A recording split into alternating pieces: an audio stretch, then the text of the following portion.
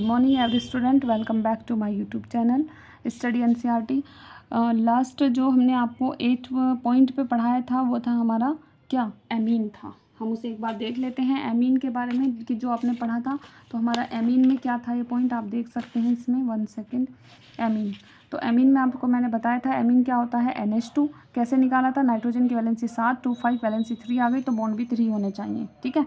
और उसके बाद हमने एक H कम करा तो बना था हमारा NH2।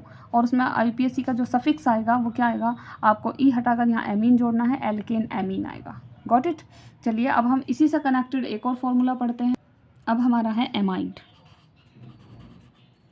दोनों मिले जुले हैं इसलिए मैं एक साथ समझाने की कोशिश कर रही हूँ। एमाइड, एमाइड क्या होता है, CONH2, ठीक है। इसका भी अगर मैं सफिक्स की बात करूँ तो सेम इसी की तरह से है, एल्केन लिखिए ई हटाकर और उसमें एमाइड जोड़ दीजिए।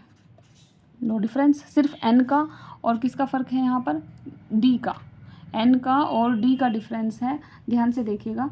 यहाँ पर आपको D दिखाई दे रहा है, उसमें N था, ठीक है। मैं यहाँ पर लिख देती हूँ। इसका स्ट्रक्चर देख लीजिए पहले कैसे बनेगा। सिंगल बॉन्ड लगाइए, कार्बन, डबल बॉन्ड O और उसके बाद NH2, ठीक है। इसे आप और ओपन कर सकते हैं, यहाँ पर क्या लगा है, H लगा है, ठीक है। आप इसे ऐसे भी लिख सकते हैं, C डबल बॉन्ड O और फिर उसके बाद NH2।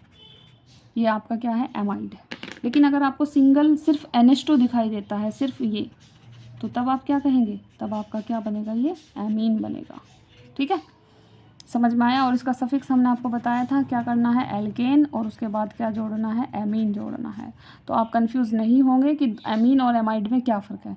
जब एमाइड आएगा तो CO लगा देना है एमीन NH2 के सामने, और जब सिंगल एमीन होगा तो तब आप सिंपली NH2 बॉन्ड NH2 लगाकर एल्केन एमीन लिखेंगे। Got it, any problem.